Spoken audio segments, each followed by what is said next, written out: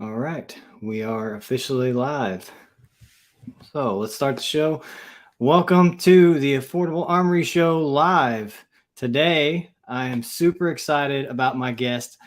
Uh, he is a guy who I have trained with several times. We're going to be talking all about training with firearms, medical training, all sorts of stuff, why it's important, and how it's affordable. So, guys, please welcome Shane Kerwin, the owner of Personal Survival Solutions. Hey, thanks for having me tonight. I'm excited to be here too, and talk to everybody and talk to you. So thanks for having me.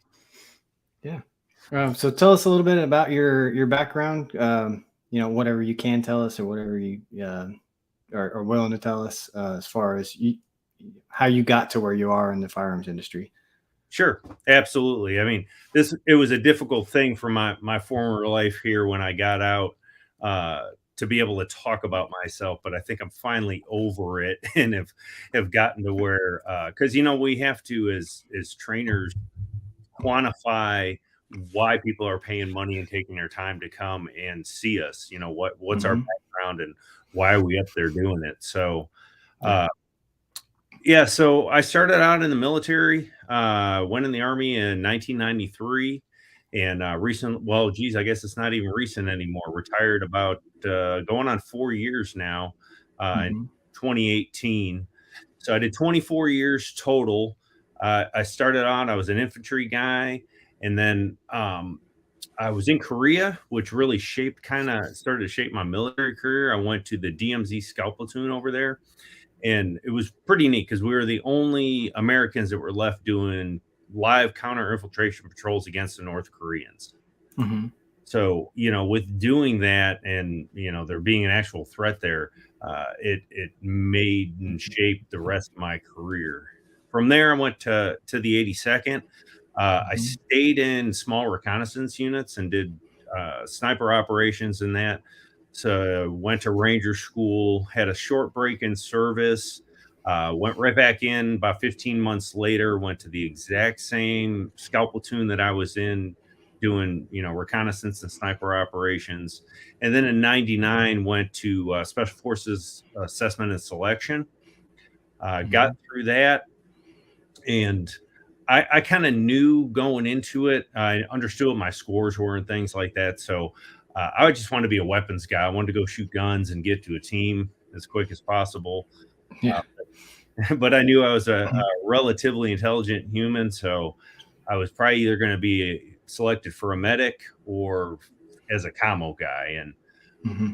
when I got through selection and got selected, they took us in, and I opened my folder, and it was 18 Delta, which is a Special Forces medical sergeant. So I started down that path, and about 2.5 years later, got spit out into that, from that, and got assigned to Fifth Special Forces Group up here at Fort Campbell, in Kentucky. That was in September of '02. And because I had a sniper background coming from the 82nd and the reconnaissance platoons, they sent me to Fifth Group's in-house sniper program. It was a 6-week program back then, and went down there and was going through checking back my team. And they were like, "Yeah, if you're successful with that, we're going to send you down to Bragg to challenge the level 1 course." I'll be honest. At the time, I was so new to everything, that type of world, that I thought I was going to shoot some sort of sniper competition. And Yeah. I think that's what people not in that world think too. yeah, and so back at that time, you used to be able to go to, if you had a sniper background, you could go down, and it was 10 days. You were down there for 2 weeks, and you did all the gated events. You did Mm-hmm. all the things one time. It was cold, basically shooting everything or doing every event cold. And if you made it through and acquired enough points and made the final shot, uh, you got certified as a level 1 sniper out of Fort Bragg, just like you'd go to the course. So with that, I came back to my team. We took some Christmas leave, some Christmas vacation, and Afghanistan had already happened. I was actually in the Q course and doing a medical rotation up at Fort Campbell when 9/11 happened. And by the time I rotated into the unit, fifth group was the main unit that went over there and toppled the Taliban. They were all back. So we came back from Christmas vacation, and they were like, "Hey, pack up all your stuff. We're going to Kuwait to invade Iraq." And so we did that. I went and ended up doing the invasion. Yeah. What ended up being OIF 1, OIF 2, OIF 3. Yeah. And so at that time, I was gone about 10 months every year between deployments and train ups and individual schools and that. And I needed a break. And so I politicked and went down and asked for if they needed any sniper instructors down at our in-house program at fifth group. And so they never had a medic, so they agreed to it. And I went down there and was extremely fortunate. I spent quite a bit of time down there and didn't have to do any time back at the schoolhouse at Fort Bragg. I spent about 6.5, 7 years down there, but I got the opportunity to be just a regular junior instructor, the senior cadre for the course. And I actually ran it for a while as a non-commissioned officer in charge. And we were able to do some great things down there because guys were rotating in and out of theater. So we were getting a lot of lessons learned, coupled with, all the experience that the instructors had. And we extended the course to 7 weeks. We married up with our advanced urban combat guys at the end and did full mission profiles and some realistic context to that. And so that was a really good time. And I really thought I was probably gonna retire out of there. And I started vying for a job, sniper specific stuff operationally. And they offered me the job. And the next day I went in and they actually I made the promotion list. So yeah, that'll happen. It was one of those things because I did all the things that you were supposed to do to get promoted. And they put me on the list anyway. So I had to make a decision. And, retiring as an E8 was a lot better than as an E7. So I gave the Army a few more years and went operational. I helped set up as a company operations sergeant, train and equip Syria and the Kingdom of Jordan. Mm-hmm. And after we got done with that, I got to pick my own team that I wanted to. So I got to pick out of the company, which was just amazing. Did a few more trips there as a team sergeant, run my own team in various capacities and kind of semi-permissive environments and in GWAT, the Global War on Terror. Mm-hmm. After my final deployment and my 2 years chief sergeant time, I was like, I'm about ready to hang it up. It's a young man's game and I'm not young anymore. And I had no aspirations to really go any farther. I'd pretty much done what I wanted to do. So I put my retirement packet in.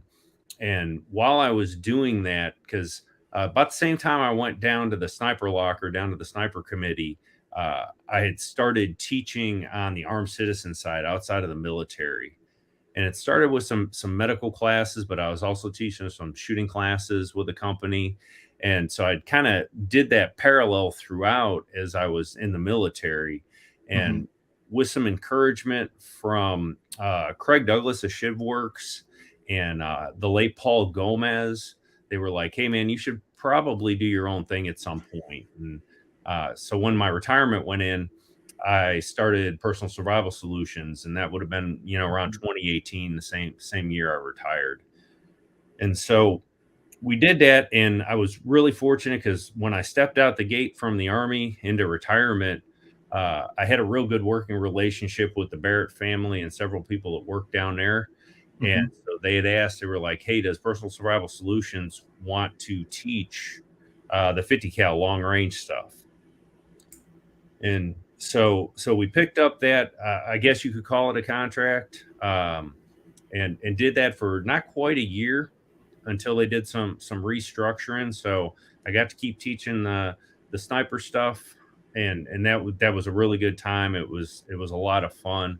I'd actually started working with a retired sergeant major that I knew that had a risk mitigation company. We were teaching active shooter protocols, medical stuff. They were tracking various auditors and things for the airline companies that were going overseas. And So I was getting to do that and traveling around. I have some private training groups that I go to every year. And then, as you know, and kind of where we met was I started on at Rural Range USA down at in Bellevue and Nashville there, and Right. part time, and eventually that led to working there full time and the lead instructor and training manager until just all that stuff got to be a little bit too much. Yeah.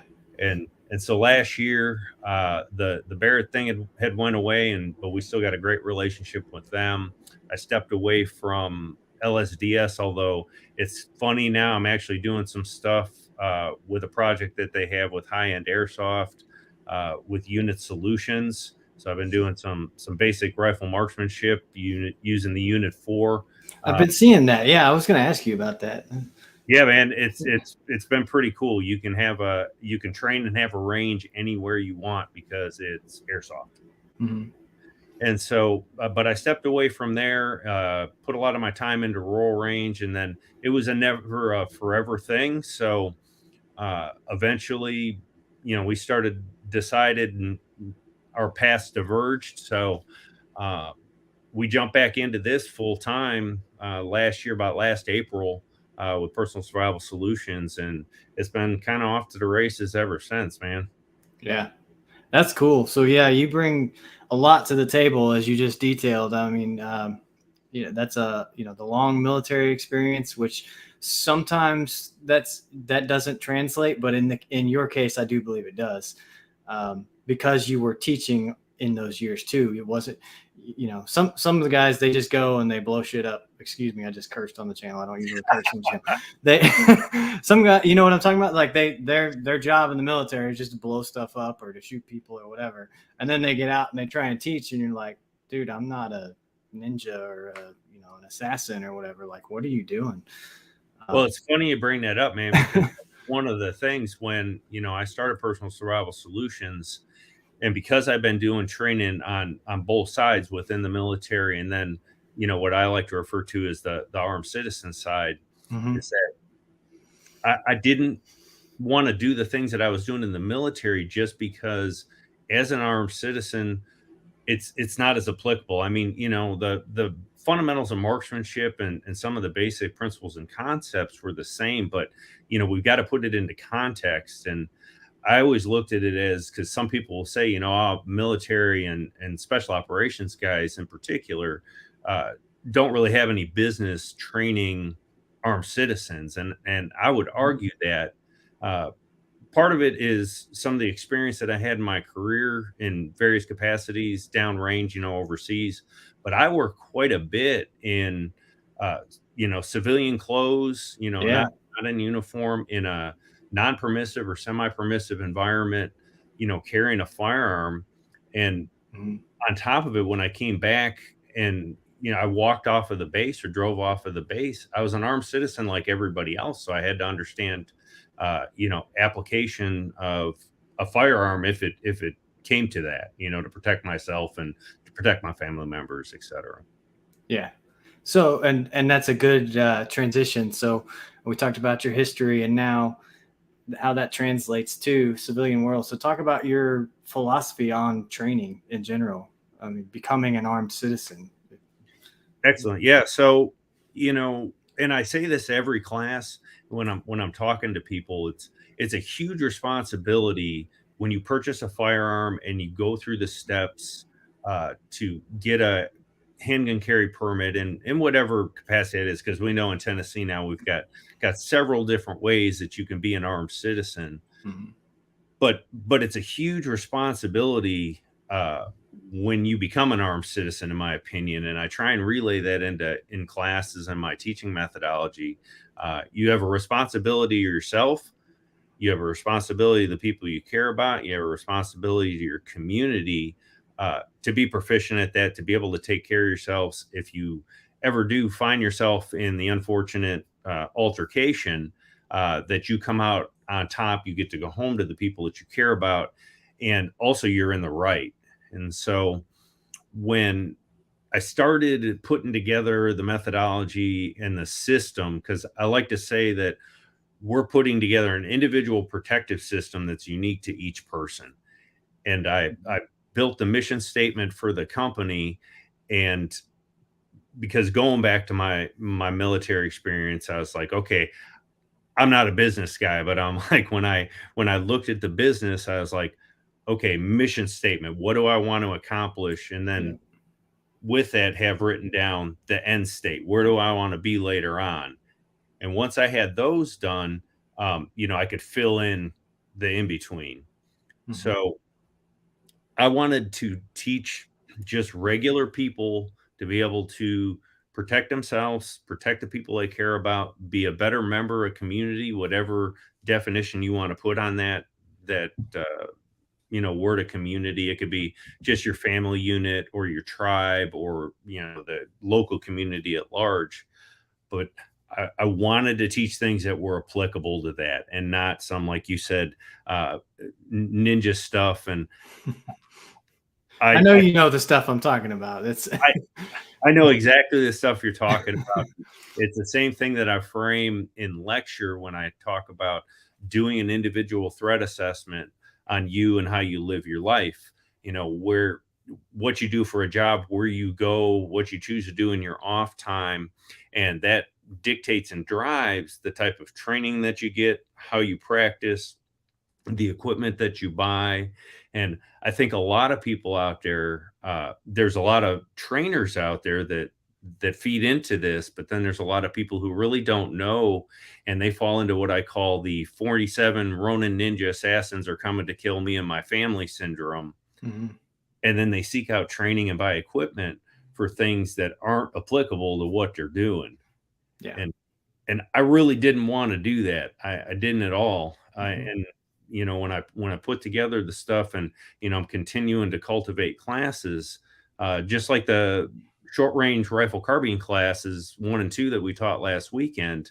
Uh, it's just about the rifle. It's just about the rifle. And of course, I still carry a pistol, and everybody always shows up with pistols, but I carry my everyday carry Mhm. pistol, and I Yeah. don't do anything different. I got a rifle, I got that pistol, and I put on a mag carrier for the rifle. So when I'm demoing or we're going to that point, I can Mhm. I can show people, but I'm not out there in body armor and chest harnesses and Exactly. Yeah. That's just every time I go to a class and I see that, I'm like, what are you doing, man? Like, go join the army if you want to do that. that is my point exactly. My point exactly. I've done that. As obviously you have too. I've walked around for hours and hours and hours and hours and hours wearing all this gear, wearing a 75-pound rucksack, carrying a rifle, wearing Kevlar, wearing all the gear. If you want to do that, go join the military. Yeah, That's my thought on it. I, as a civilian, have no desire to do that again. I don't have any mission, if you will, that requires me to do that. sure. Yep. Absolutely. I couldn't agree more. And you know, pending the end of the world as we know it, that which could happen, but most likely maybe won't.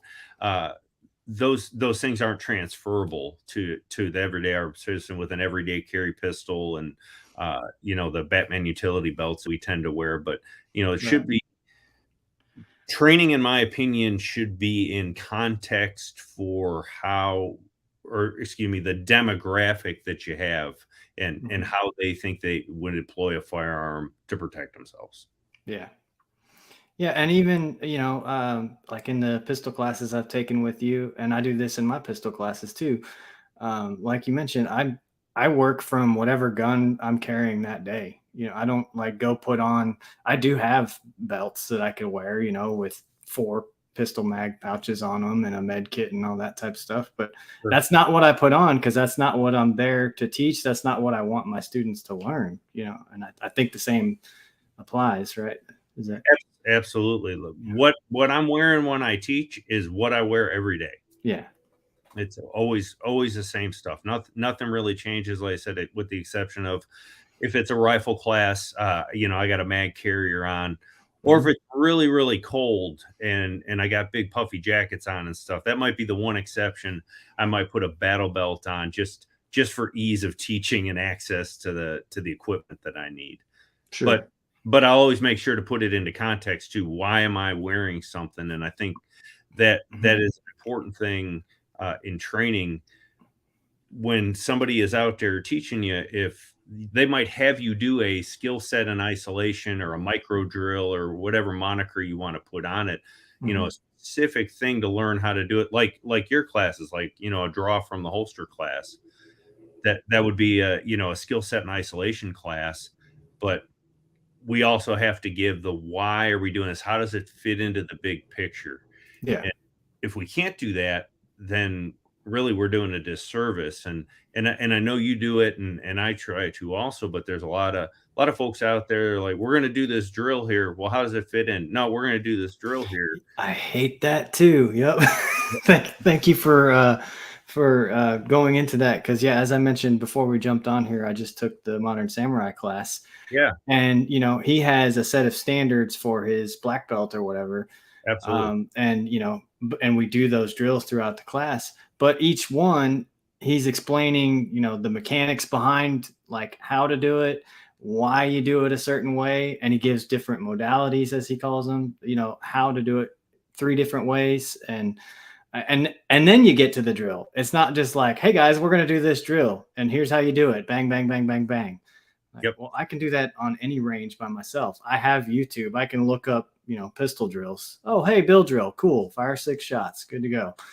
sure. And that's not teaching, and nor is it training. That's unless you understand why you're doing that. Like, if you do a bill drill because you want to be able to accurately place 6 rounds in a certain time, then okay, do that to a shot timer and establish, okay, I can do it this fast, and then work your way to doing it faster. But just doing a bill drill because some instructor told you to is not training, in my opinion.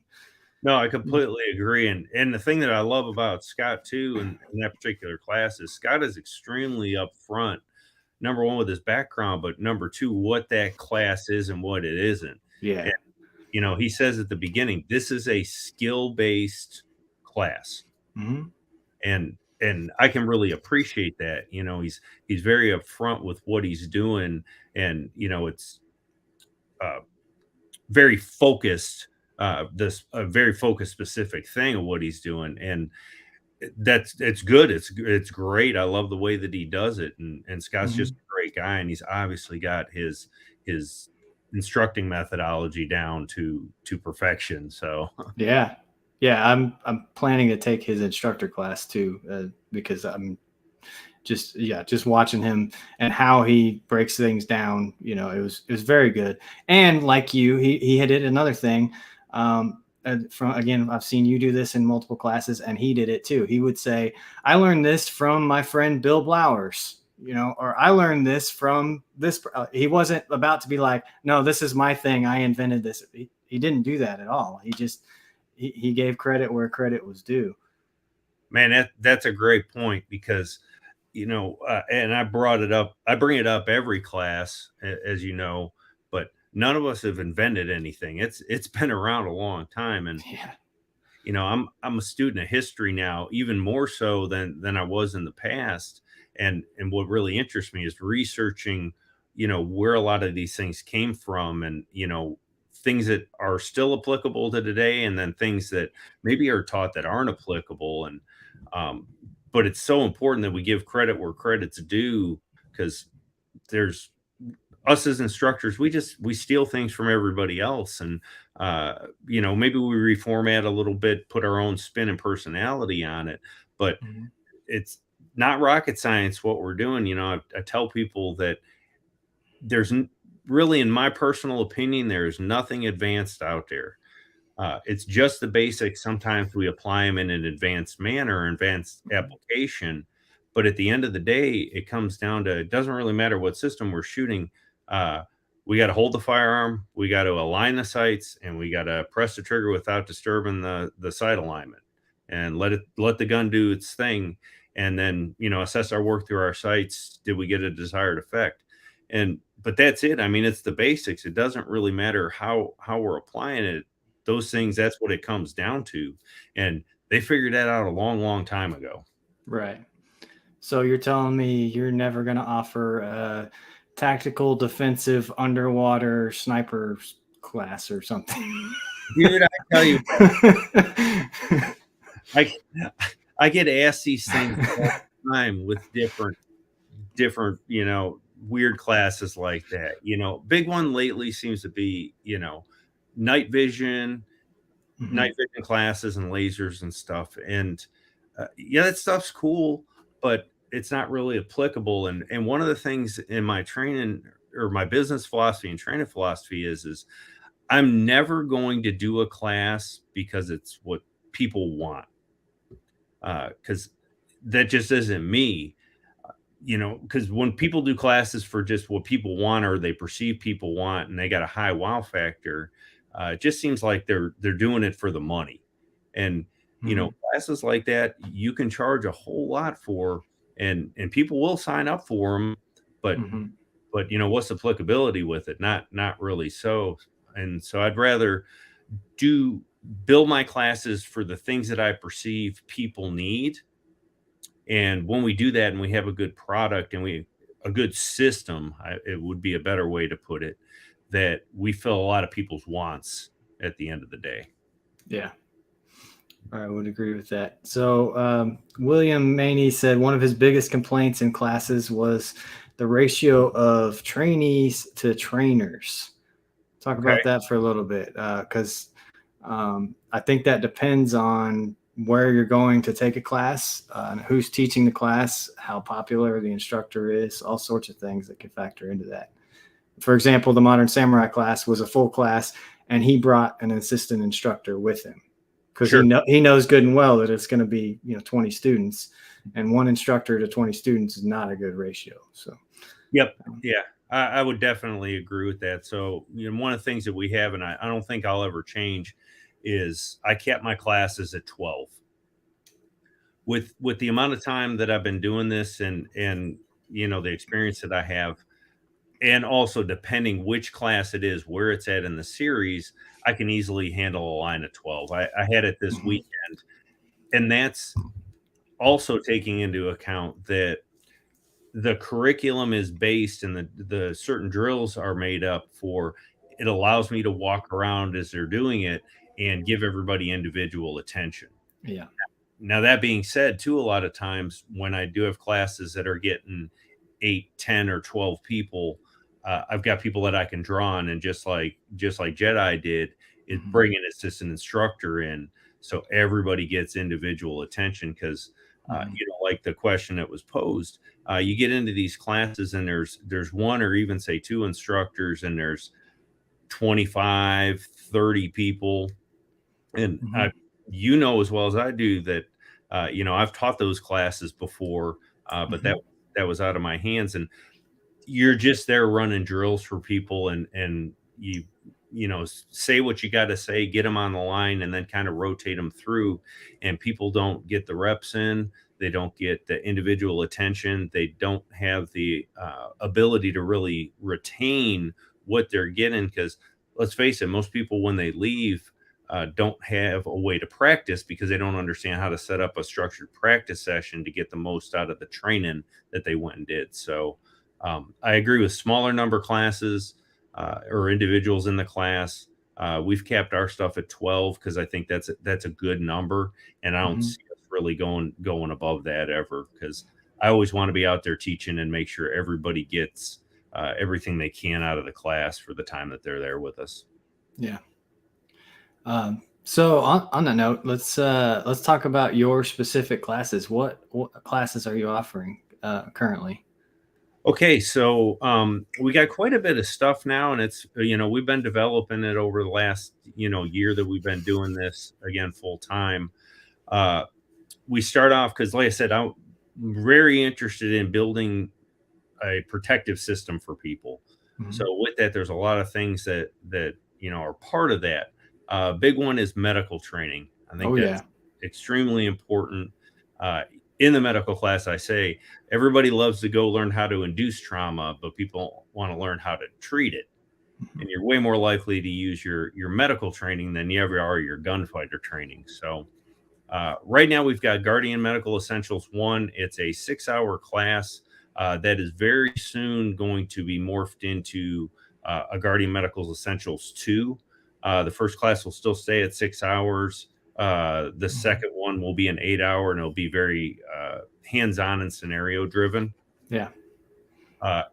We just introduced with Brian Griffin, Waypoint Defense, a introduction to protective pistol, which we've got the first one coming up on the 4th of June. And that also goes along with, he's doing a kind of an everyday carry armed citizen lecture. Yeah. I'm going to get him on this show too at some point, because the stuff he's doing is blowing my mind. He's teaching people free gun classes. Like, what the what are you doing? And we started talking about it, and I saw the need for the intro class, and I was like, your lecture is a perfect segue into that introduction class, which is a bridge program into our Armed Citizen series. Yeah. Which right now we have 4 classes. It will probably be extended to 5. Most all of our classes are 1 day, 8 hours, 7 hours of training with about an hour lunch, anywhere from 30 to 60 minutes, depending on the weather and how people are feeling. But we've got completely drew a blank right there with the pistol classes, because my mind's been in rifle here the last couple. Yeah, Guardian pistol. No, we actually got covert protective pistol. Covert protective, yeah. Yep. 1 through 4, and super happy with those. We did them last month. We did all 4 classes over a weekend, a Friday through Monday, especially if somebody was coming from out of town. Real happy with them. I think it's a really good progressive system for the armed citizen with a pistol that puts things into realistic context. And then that 5th additional class, I said we probably won't get till next year, but that will have be scenario based, quite a bit of scenario based stuff there. And then we jump into our rifle stuff, our rifle carbine stuff, where we have 5 classes presently with that. And we're finishing up on Saturday the close range rifle carbine. So we've got, that falls into the American Rifleman series. And we've got close range rifle carbine 1 through 3, which deals with 50 yards and in. And then we move to intermediate distance rifle carbine, which is 50 yards out to 200. And then we cap it off with sniper marksman, which is the rifle carbine, and it's 50 to 400. Okay. So, cool. And the reason I did that was because I looked at previous training that I've done in trainers and that, and I saw that people fell into 1 or 2 camps, either 25 yards and in, so basically CQB distances or pistol distances. And not that that's not applicable, especially in a home defense scenario or home protection scenario, but they never got out of that area. And it's a rifle for a reason. Yeah. I'm with you, and that's probably the next class of yours that I'm going to come take. Oh, cool. Because I'm a 25 yards and in guy. Sure. I mean, that's what I've mostly trained for. I mean, obviously I have a little bit of different training when I was still in the Air Force, but all my citizen training has been, 25 yards and in, majority of which was with the pistol. Sure. And don't get me wrong, I'm a pretty good shot with a pistol. I don't like to brag, but I can make some pretty good shots with my handgun, and so the rifle has just kind of been an afterthought at this point. Everything for me with the rifle was, that's what I did in the military. Like, the only reason I bought an AR was like, okay, I want a rifle and I know this gun inside and out, so that's what I bought. And so that's probably my next training that I will take from you, at least, is that, because because I know it'll be different than what what my experience is. Well, and and I think even with what we've got going, with that series, is, like I said, we're touching on areas that I know there's people out there that do it, but either had the 25 yards and in, or people that were like 100 yards and out, and nobody that really took those distances and integrated them all together, in my opinion. Yeah, that's exactly right. That's so there's 2 extremes. There's the 25 yards and in, mainly with a pistol, and then you have long range rifle, Yep. And it's like, okay, well, but I've got this rifle that I can shoot to 300, 400 yards with. That isn't that an in between? Like, no one's teaching that really. That Yeah. And that's why we did it. And I mean, like, even this weekend, I'm I really, take that back. Clint Smith teaches that. So if you want to go out to Oregon, he teaches that. yeah, yeah, he does. Clint does. I know there's a couple other guys Yeah. that are out there that do it, but I think by and large, it's kind of overlooked. And we want to take, like we'll be doing this weekend. I've been kind of doing a deep dive and a lot of practice and research with extreme close proximity with a rifle, Mm-hmm. and how we can use that all the way out to those distances. And I realize, and I say this in class, that justification for engagement of somebody at the distances that we're talking about would be extremely difficult, at least where we're at right now in the world. But it helps breed confidence in your abilities, number one, and then your equipment, that if you have to employ it at those closer ranges where you can articulate justification that you were in fear for grave bodily injury or death, that you had that confidence to be able to do it. So that's a really cool series. I've really been enjoying the rifle. And uh, although actually every class somebody asked me, they're like, hey, what's your favorite class to teach? And I'm like, and it's truthful. I'm honest. I'm like, whichever one I'm teaching right now. Yeah. And because they all have something to them. Right. And but then we also have some long range stuff with my sniper background. There's always Mm-hmm. some asking for that.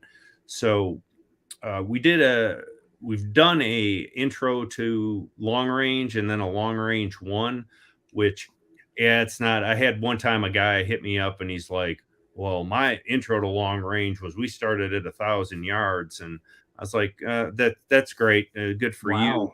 Wow. But Okay. let's take it back to the classroom and talk about scopes and what's a minute and a mil. And Mm-hmm. but I've been slowly changing that also, because like I said, this is all a system.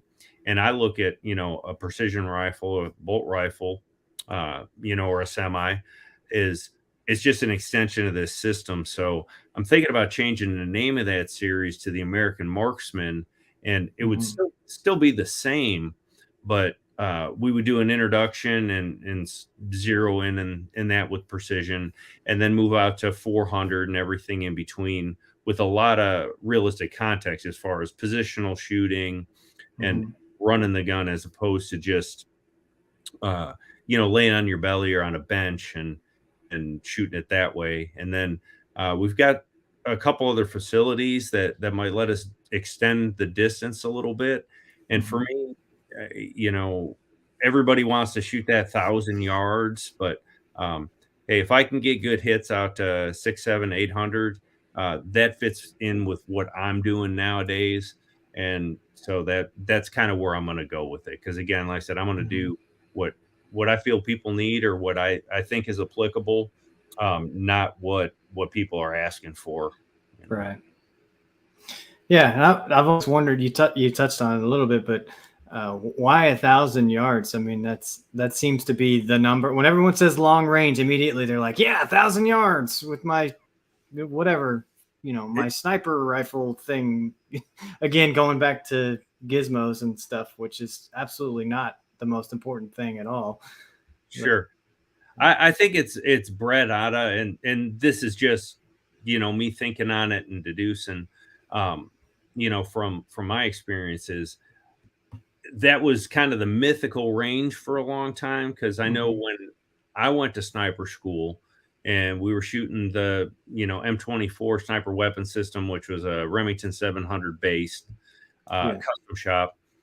We started out shooting iron sights, the old Palma sights, and then moved into a fixed 10 power. And in the training manual, it says to be proficient out to 800 meters. Yeah. And so, not that you couldn't shoot beyond it, not that we didn't do that, but that was, you were a T for trained if you could do it out to 800, and the courses of fire to graduate were set up to that. Mm-hmm. And so, with the 308 and with the technology that we had at the time, it was getting difficult, or not getting, but it was difficult to shoot out to 1,000 and beyond uh, with any regularity or consistency. Mhm. Uh, as technology started catching up, and we got things like the Horus reticle and ballistic computers and the variety of other things that were there, it started extending our ranges. So I think 1,000 was always the magical thing, and it's just kind of stayed up to this point. But we've extended ranges so much more now because of new calibers and all that technology. But it still persists. I think it's one of those things, just like uh, they're talking now. Everybody's like, well, you got to have a not you got to have, but the thing to work for is a 1 second concealed draw to first round hit. Yeah, that's And another one. Yep. it's like the old 9 mil 45 debates and things like that were out there. Yeah. Um, I normally find myself somewhere in the middle, and I think all those debates personally kind of they're not worth people's time because there's never realistic context with it. So Mhm. anyway, Yeah. William Maney says he'll probably never shoot more than 500 yards where he's at in Georgia. that's the same thing here in Tennessee. You know how the Yeah. topography is here, Oh so yeah, we got too many hills. There's no way that you could shoot that far. yeah. And I kind of like to go off the old Jeff Cooper saying of with a rifle and somebody who's Mhm. proficient, if I can see it and I'm within the capabilities of the rifle or their threat, I should be able to hit it. Yeah. And there's something to be said with that. And so that's where I've really looked at those ranges in the different classes and pinpointed them to kind of where they're at, because I think that they're good distances for what we're teaching and the people that we're getting in the classes. Mhm. So I have a question here from Heather. She says, "What's your unspoken expectation of students or general etiquette for a class that a new person might not know?" So for people not like you and me who experienced shooters, military background, like we kind of know, okay, I need 1,000 rounds. I'm going to take this gun with me. I'm going to wear this holster. I need this type of sling, that type of stuff. Uh, what would someone new to this world, what's the etiquette? What's the expectations for them? Sure. That's actually a great question, and I was just speaking with somebody the other day about different videos that we're going to do um, for our YouTube channel and one of them is going to be, hey, equipment for the different firearms, but then also how to get set up for a class, Mhm. because you know my wife will say this all the time, because she was relatively, not even relatively new to firearms and shooting when she met me. It was all brand new to her, and so it was a big Mhm. thing for her to get into class. And um, number one, I would say is make the commitment, decide if you want to take that responsibility and become an armed citizen. Seek out training. I would say seek out somebody that has a system that fits within the parameters of what you're trying to do. And that's looking, and making that individual assessment of yourself. But then once you find that person and look at the class, look at what the description is, look at what the equipment list is, read that, uh, reach out to the instructor. And I field, questions via emails or text messages or phone calls all the time about different things, but see Mhm. what the requirements are. And then we've just recently started doing this. We would always give takeaway associated reading material with the classes. We're actually sending it ahead of time now because I wanted to do some pre-reading. And so when you sign up for one of our classes, about a week out or so, we send you an email that, hey, looking forward to having you in the class. Here's the associated reading. Try and at least skim through it, Mhm. because it's going to give you an idea of what we're going to be covering. So it won't be brand new to you. Now, that being said, that's something that we do. I know that there's not a lot of instructors that do that, Mhm.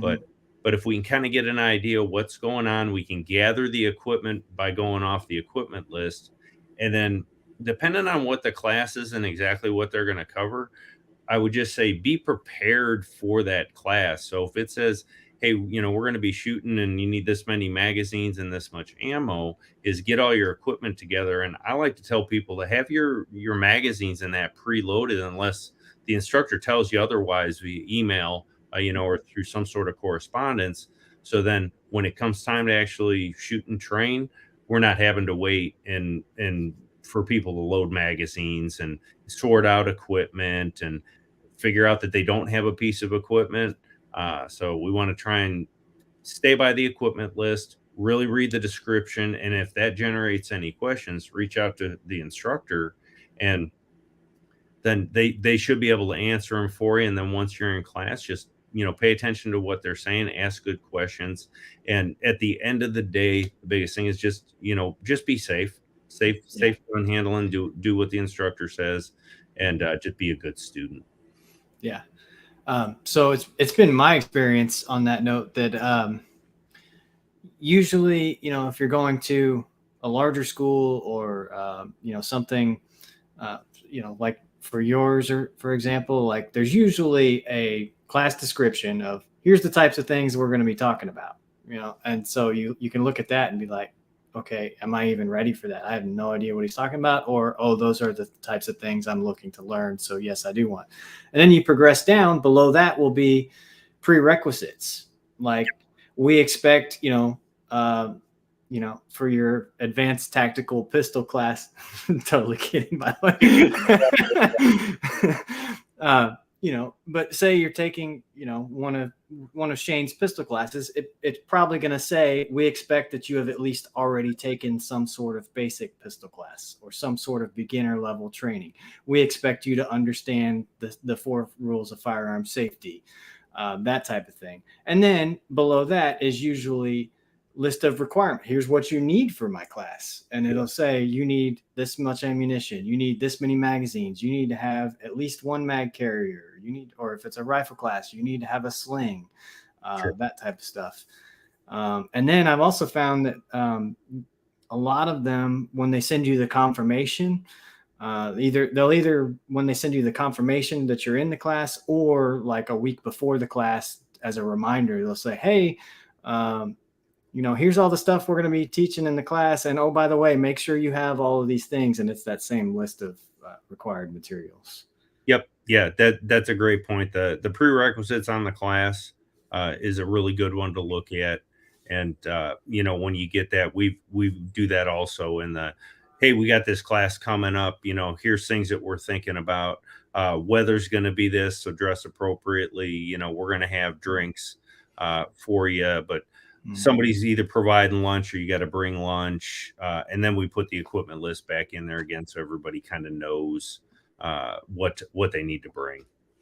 Yeah. And you just touched on one that I forgot about. Yeah. Is lunch provided, or bring snacks, bring something to write with is a big one. Yep. If you're not taking notes, then you are not a proper student. That's how I look at that.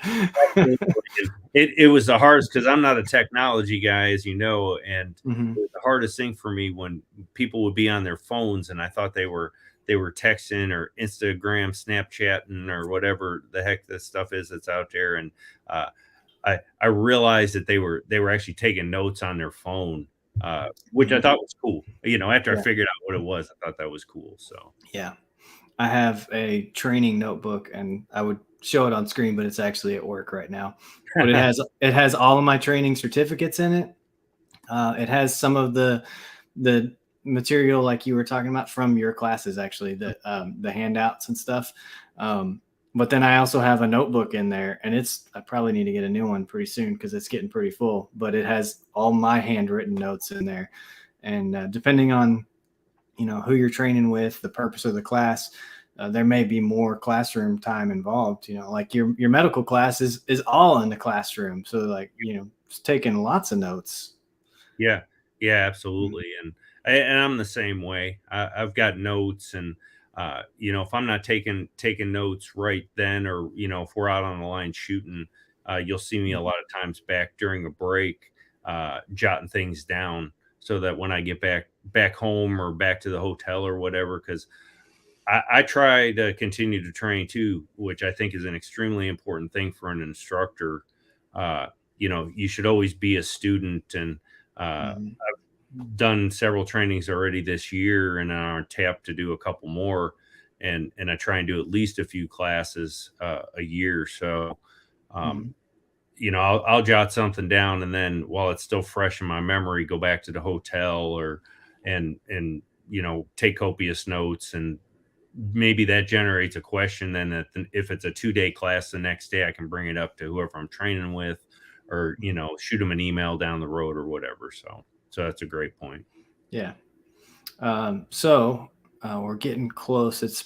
We got 50 minutes in here, so I try to keep the show to about an hour. So let's real quick talk about who do you recommend as trainers. I know you just recently did Pat McNamara. I did. And that's on my bucket list for sure. But who else are you planning to train with, or who would you like to but haven't yet, or maybe some that you have trained with that you're like, I would take his class again and again? Man, I'll tell you, I'll start. Or her. Let me qualify that. Or her, because there's one that I'm taking later this year that I'll talk about here in a minute. Oh, nice. Yeah. Couple that I'd really like to train with that I haven't trained with. Ken Hackathorn is one. He's extremely hard to get with because Ken's getting up there, and he's up there. He's like 70 years old, isn't he? I know. And I was fortunate. I met Ken in like 2007 at SHOT Show. And, he's a former 5th group guy from way back. And I just haven't been able to connect with him. I know Frank Proctor. I've met Frank in that. I'd like to go do some of his rifle stuff. Last year, I trained with Reed Hendricks up at Valor Ridge. That's on my list too. Yeah. Yep. Really enjoyed that. Want to go back and train with Reed some. Admiral Miranda, if he would ever teach classes again. Yeah, well, we've been talking about that extensively. Paul Howe out there at CSAT, he'd be a great one. I really like Pat. And then I got to give a big shout out to the people. And I just did a class with Larry Lindeman, but the ShivWorks collective of Greg Douglas, Larry Lindeman, Paul Sharp, Chris Fry, and Cecil Birch. All those guys. I've trained with Larry now, and I've trained with Craig quite a bit, and just really think that the stuff that they're doing with the multidisciplinary is just amazing. Cecil's a friend, and I still haven't linked up and trained with him yet. Talked to Paul Sharp. The only one out of them that I've never talked to is Chris Fry, but I know he's doing great things up there in New York. So any of those guys I think are great. And then I've got Craig Caldwell, and I know I probably butchered his last name. I can never say it right, of Nature Reliance School out of Winchester, Kentucky. I did a 1-day man tracking with him, me and some of the tribe members of our training group last year or a couple of years ago. He's actually coming to the house here in first weekend in October and going to do his 3-day basic survival class. So, cool. Yeah. So putting the survival in personal survival solutions. Yep. try and do some stuff, a little bit of everything. Did Fred DePret out at DePret Forge in Kentucky. We did a knife forging class with him earlier in the year. And now we're doing a whole bunch of stuff together. So, just trying to add other aspects in that fit into that full system. Yeah, that's cool. Later this year so I told you I took the Modern Samurai class, which was awesome. I took your Guardian Medical Essentials class earlier this year. Also awesome, guys. If y'all are watching, there's a reason I had him on here. So he was a medic, as he mentioned at the beginning. And there's those two already. And then in July, I'm going down to Smyrna to take the Glock operator course. Oh, nice. And then you have to take that one before you can take their instructor course. So that's the eventual goal, is take the instructor course. And then in September, female instructor, Tatiana Whitlock. Oh, Maybe you've heard of her. So I'm taking a class with her, and just all sorts of training on the books, ready to go. And then hopefully some point I'll come see you again too, you know. Well, you're always welcome. And the other ones I want to try next year again is John Benner up there at Tactical Defense Institute up there in West Union, Ohio. That's kind of where I got my start on the armed citizen side years and years ago. I think it was 97 when I first trained with them. And I've been back a couple times, and they got a great program up there for people that'll want to go north of the Mason-Dixon line. Yeah. Well, cool, man. Anything else you want to throw out there? We got a couple minutes left. No, like I said, I just really, I appreciate you having us on the show. And, like we were talking about, we've got Abner and, Tier 1 Citizen. He was in last week and he's coming back in on Friday. So look for some of the videos and stuff that he's putting out there in the near future. I know that he was working on last weekend all week, and it's just a really cool thing to, number one, reconnect with them, but then for him to feel highly enough to come out and actually take the class and video it and try and promote.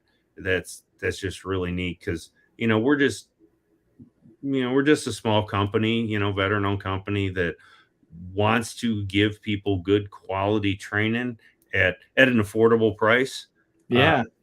That's the thing we hadn't talked about. Yes. Thank you for saying that. So talk about that. So, as training is expensive no matter what, but a lot of folks are just ridiculous with how much they charge. And, I've had people tell me, in the past, they're like, hey, don't undervalue your self-worth and your experience. And I can appreciate that, but it's also has to be attainable for people, and good quality training that is affordable. Because on top of it, the class fee, there's the guns and the equipment, the associated ammo, travel, hotel, food, all that. And it adds up really quick. And so when we started looking at our pricing, I wanted to make it affordable for people, and just make enough that we could pay our range fees. And then pretty much right now, especially where we're at, is everything goes into the business, all the associated things that when you do this on your own, you don't work for somebody, you got to pay for. Absolutely. Yeah. And so it all goes back into the company for the most part. And if somebody wants to get into the training business and think they're going to get rich, they better have another job too, because that's not what it's about. At least that's not what it's about in our mind. We're here because we're extremely passionate about what we do. We care about people, and everybody that comes to take our classes, we feel that we've just extended our tribe, at the end of class. So we want to make that as affordable as possible. And so that's kind of where we're at, why we set the price that we did. And I think, if you look on our website and compare them to people with similar backgrounds that are out there doing it, I think we're quite a bit more affordable than most. Oh, for sure. Yeah. Cause there's tons of, retired Army Ranger, retired Navy SEAL, whatever it may be. And then you look at some of their classes and you're like, well, why is it that expensive? I mean, they're not, because as you've laid out there, it's not, unless it's the hang out with celebrities kind of style class, right? But it's not like advanced. There's nothing advanced that they're teaching. Nope. It's all fundamental stuff, and then how you apply those fundamentals. That's what changes. So yeah. And so, and unfortunately, there's a lot of folks out there now that they believe their own hype, and they're teaching things that, number one, that aren't applicable, but number two, could be downright dangerous, especially for an armed citizen and the context that they'd have to apply things in. Yeah. So yeah, I guess the last thing would be vet your instructors, right? Yep, absolutely. If you sign up for something, or you're interested in a class, send them an email, send them an email, give them a call. If you look on the website, my email's on there. The phone number that is on there is my personal phone number. Y'all can reach out to me, send me a text message, give me a call. But if an instructor isn't willing to do that, I'd really think twice. Uh, my wife, she actually bought me the Pat McNamara class, and she reached out to Pat because he's always full, and she wasn't really sure which class to get. Pat responded within about 20 minutes. Yeah. If it was at. So that's the mark of a good instructor who cares about what he's doing and his potential students. Right. That's pretty cool. I didn't know that either, because he is one of those that's way up. Like, he could have just been like, I don't know who this person is. Screw them. My class is full anyway. I don't care. Yeah. And we were really lucky. He was really nice to Callie and answered her right back. And Pat and I have actually, we hadn't met up to that point, but we've run in the same circles, and we've talked a couple times. So he actually knew who I was, and that helped a little bit, but not so much that it was just Pat's a good dude, and he wanted to help out, a wife trying to buy something for her husband as a cool gift. So, yeah. Well, hopefully I'll find that kind of wife someday. I have to pay for that stuff myself. He's out there somewhere. Yeah. It's all on me at the moment, but hey, mine's actually going down this weekend to the Complete Combatant. That's somebody else who I would highly recommend to train with, Brian and Shelley Hill down in Dahlonega, Georgia.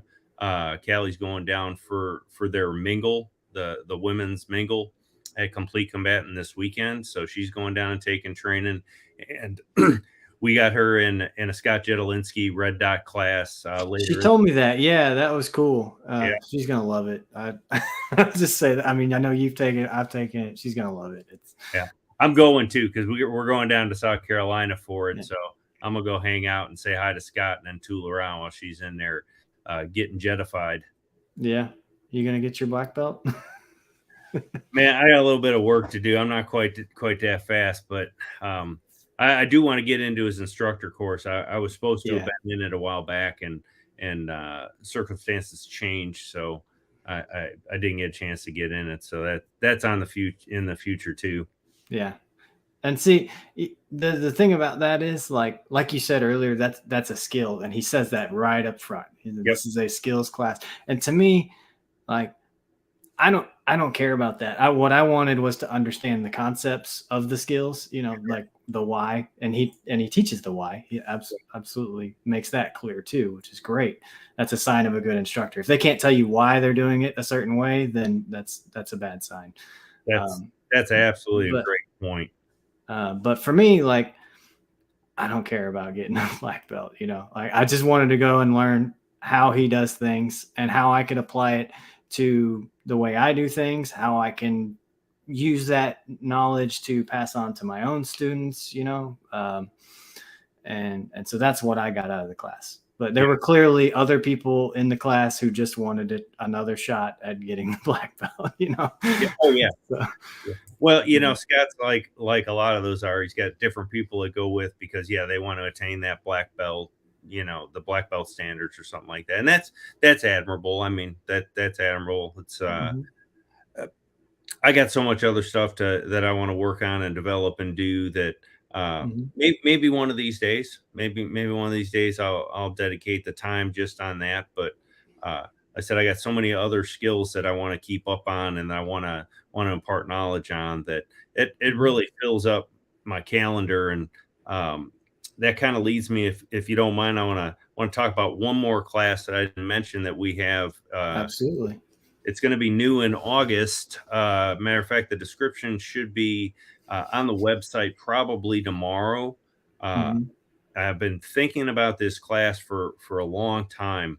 Actually, Paul Gomez, the late Paul Gomez, and I talked about it years and years and years ago, based off of a class that Kelly McCann did. But this one is going to be the 3-day armed protective measures course. And what I want to do with that is it's kind of twofold for people. Say we get a student that, they don't have a lot of time to dedicate to it. They don't have a lot of money, and it might be the only class that they ever do. This one will give them the tools that they need to continue to practice, and actually build a protective system for them.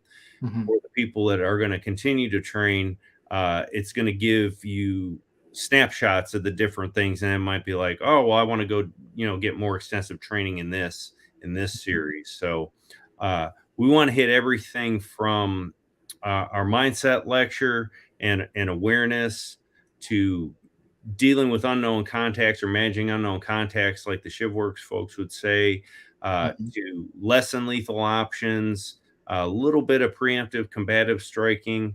We'll definitely hit up OC usage and how that fits into a system, into protective pistol, covert protective pistol, and Mhm. then there's going to be a medical module, and all these different modules as we're doing them. I want there to be hands-on and scenario-based training within all of them also. So the medical part, we're going to do some vehicle tactics and defense. We're going Mhm. to do home protection with singleton arm movement in a structure, and then probably hit up a little bit of long gun employment, shotgun and rifle, for vehicle and usage in home defense, all kind of wrapped up into 3 days, and a Wow. couple more little things here.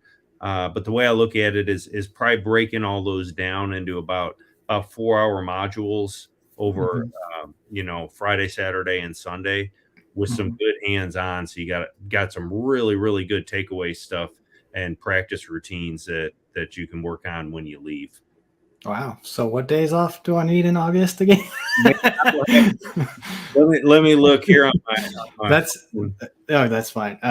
So that sounds like exactly like what we're just talking about. Like it's comprehensive. Right? Yep. It's not a I'm really good at this one thing. That's you know there's like a mindset of